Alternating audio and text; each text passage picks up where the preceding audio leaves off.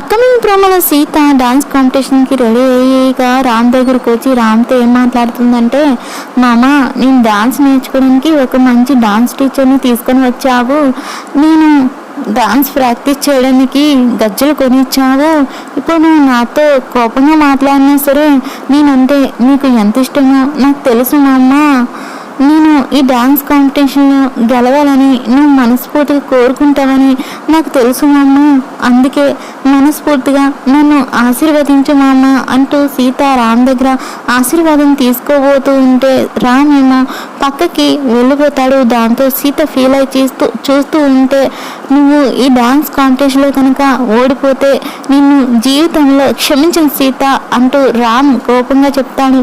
దాంతో సీత అక్కడి నుంచి బాధగా వెళ్ళిపోతుంది.